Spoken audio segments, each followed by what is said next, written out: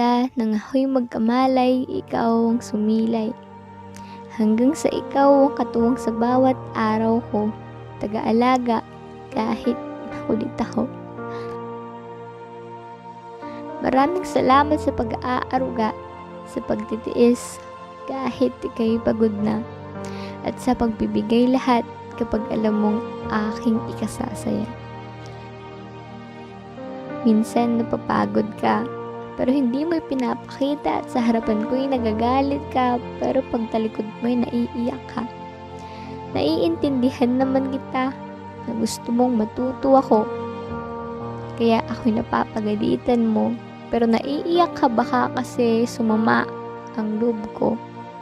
Pero alam mo, gusto kong ibalik ang ngiti mo, yung saya galing sa labi mo, at kahit yung galit na mukha mo. At gusto kong bumalik, ikaw mismo. Namimiss ko yung pagtawag sa'yo, pagising ko, at kahit sa pag-uwi ko, at sasabihin, Nay, nandito na ako. Maraming segundo, minuto, oras, araw, buwan, taon na ang dumaan dito sa mundo. Pero nandito ka pa rin sa alaala ko, at hinding-hindi yun mabubura sa isipan ko. Kahit na ngayon ikaw ay hanggang alaala na lang sa mga naiwan mo. Lagi ko pa rin namimiss yung pagkikwento ko sa'yo, pagpapatawa ko at pagjo-joke ko na ikinangingiti at ikinatatawa mo.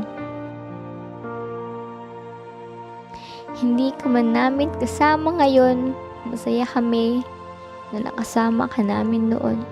Pero mas masaya sana kung kasama ka pa rin namin hanggang sa paglipas ng mga taon.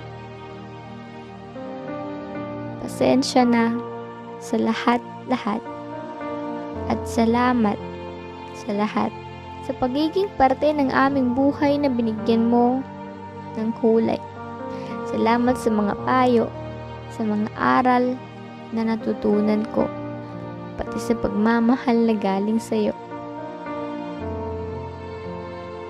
Sa mga panahong ika'y nahihirapan, pinilit mong lumaban, hanggang sa huling hiningang iyong iniwan, mga luha ko'y hindi napigilan. Muli, salamat sa lahat ng sakripisyo mo. Mananatili ka pa rin sa aming puso.